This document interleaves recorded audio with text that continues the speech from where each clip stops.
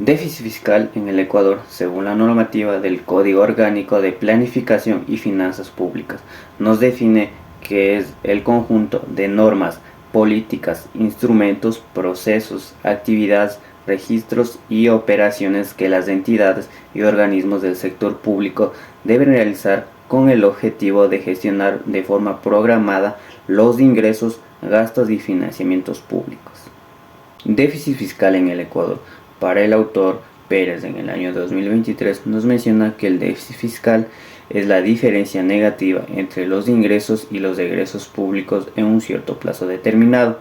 Esto se produce en una administración pública cuando los gastos son mayores que los ingresos fiscales en un periodo de tiempo, normalmente en un año.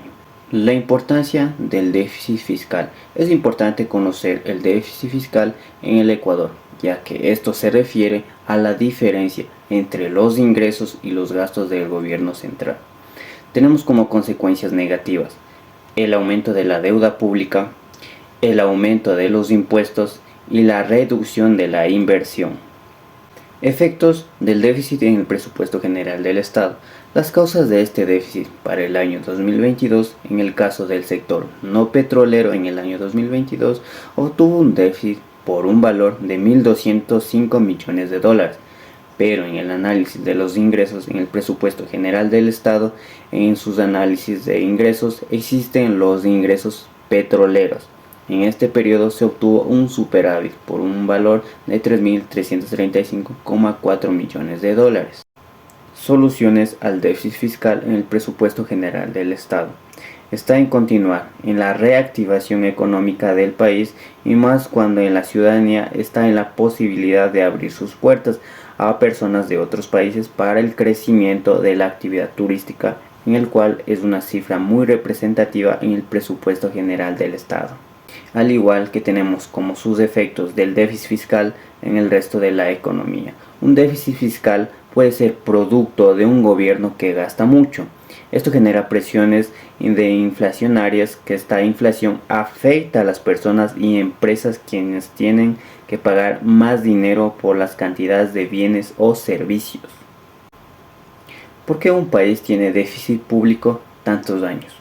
Cuando hay una crisis, aumentan los gastos al ser necesaria más ayuda y disminuyen los ingresos, ya que se recauda menos dinero. Esto nos daría un mayor déficit público. De igual, cuando la economía va bien, disminuye los gastos al ser necesario menos ayuda. Como la gente gana y consume más, se recaudan más impuestos, y esto nos da un menos déficit público o un superávit.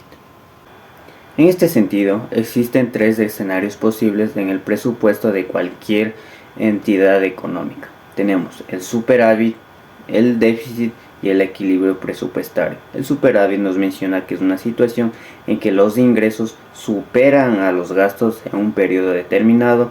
El déficit nos menciona que cuando los gastos superan a los ingresos, y el equilibrio presupuestario es una situación no muy habitual, ya que es la que en los ingresos son iguales a los gastos.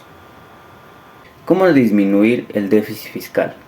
Con el incremento de los ingresos para financiar los gastos, la reducción de los gastos y una combinación de ambas.